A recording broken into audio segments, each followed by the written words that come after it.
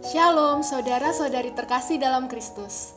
Hari ini kita berkumpul untuk merenungkan belas kasih Tuhan dan juga menghubungkannya dengan pengalaman kehidupan kita sehari-hari.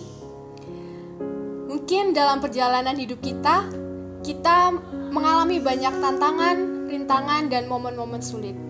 Namun disinilah tempat di mana belas kasih Tuhan menyinari kita dan mengangkat kita dari kegelapan hidup ini.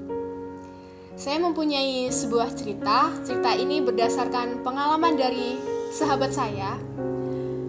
Dia bercerita kepada saya bahwa ada suatu momen di mana dia merasa terpuruk, terkucilkan, dan merasa kesepian. Hal ini disebabkan karena latar belakang keluarganya yang memiliki perbedaan keyakinan. Dan karena salah satu dari orang tuanya tersebut telah meninggal dan dia hidup bersama ayahnya saja yang berbeda keyakinan juga dengan dia merasa tidak mendapat dukungan secara moral dan juga merasa kesepian karena tidak tahu harus bercerita dengan siapa. Tetapi pada suatu saat dia bertemu dengan seseorang di mana seseorang itu mampu menuntun dia untuk semakin memperkuat iman dia dan membuat dia merasa sangat dicintai dan dikasihi. Semenjak saat itu, dia semakin yakin jika dia bertemu dengan orang yang mengalami kesulitan, dia akan dengan tegas langsung menolong orang tersebut. Mungkin tidak langsung dengan bantuan secara material, tetapi dengan dukungan moral dan doa. Nah, saudara-saudari terkasih, pengalaman tersebut sesuai dengan ayat kitab suci yang akan saya bacakan, yaitu dari Matius bab 5 ayat 16. Demikianlah hendaknya terangmu bercahaya di depan orang, supaya mereka melihat perbuatanmu yang baik dan memuliakan Bapamu yang di surga.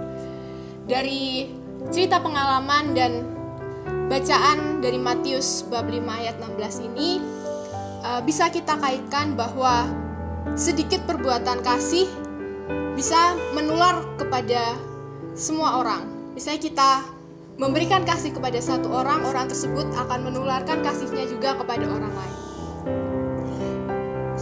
Hal itu juga tertulis dalam dokumen gereja, yaitu Dives in Misericordia Art 14 yang berbicara tentang upaya gereja dalam melakukan kemurahan hati.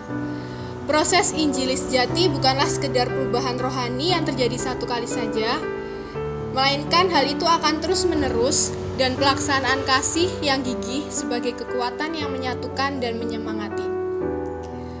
Sebagai bagian dari pengalaman hidup, kita mungkin juga telah menemukan kesempatan untuk berbagi kasih. Mungkin melalui tindakan yang sederhana seperti memberikan bantuan kepada sesama yang membutuhkan dan memberikan kata-kata penyemangat kepada seseorang yang sedang mengalami kesulitan, keterpurukan. Semua itu adalah wujud kasih Tuhan yang bekerja melalui diri kita. Saudara-saudari terkasih, para pemirsa di sini juga bisa membuka platform YouTube-nya dan mendengarkan lagu yang berjudul Love One Another dari New Boys. Dalam liriknya, di situ mengajak tentang pengalaman kita melihat pengalaman hidup banyak orang dan menyadari bahwa cinta dan belas kasih adalah kekuatan yang dapat menyatukan dan menyembuhkan.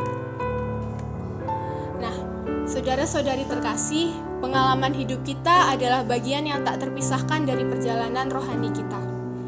Melalui pengalaman itu, kita dipanggil untuk tumbuh dan berkembang, membawa kasih Tuhan kepada dunia.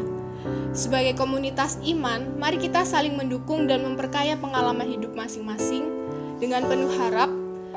Marilah kita melangkah maju sebagai orang-orang yang hidup dalam belas kasih, membawa cahaya kasih Tuhan kepada setiap orang yang kita temui. Semoga pengalaman kita menjadi saksi akan kasih Kristus yang tak terhingga.